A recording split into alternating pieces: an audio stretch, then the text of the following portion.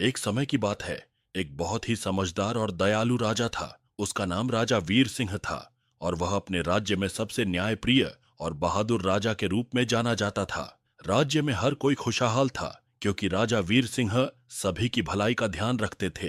राजा वीर सिंह हर रोज सुबह अपने महल से बाहर निकलकर अपने प्रजा से मिलते थे और उनकी समस्याओं को सुनते थे।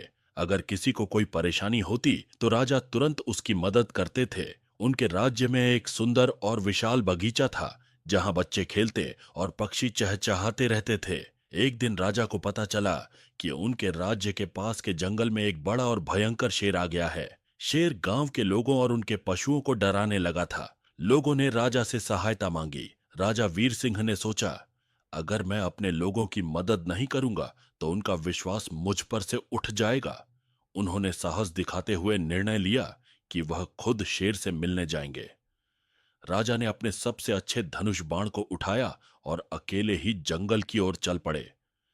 जंगल में राजा वीर सिंह ने देखा कि शेर बहुत गुस्से में था, लेकिन राजा ने धैर्य और समझदारी से काम लिया।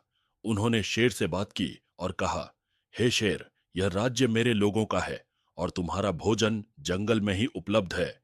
तुम यहां क्यों आकर गांव के लोगों को डराते हो? शेर ने जवाब दिया, मुझे जंगल में कोई भोजन नहीं मिल रहा है, इसलिए मुझे गांव में आना पड़ा। राजा वीर सिंह ने समझदारी से शेर को आश्वासन दिया कि वे उसके लिए जंगल में पर्याप्त भोजन की व्यवस्था करेंगे।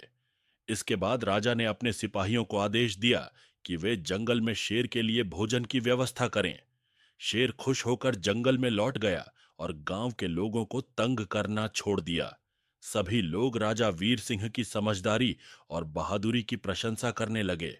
राजा वीर सिंह ने यह साबित किया कि कभी-कभी युद्ध नहीं, बल्कि समझदारी और करुणा से भी समस्याओं का हल निकाला जा सकता है। इस तरह राजा वीर सिंह का राज्य हमेशा खुशहाल और शांतिपूर्ण बना रहा और लोग उसे हमेशा अपने दिल से याद करते रहे।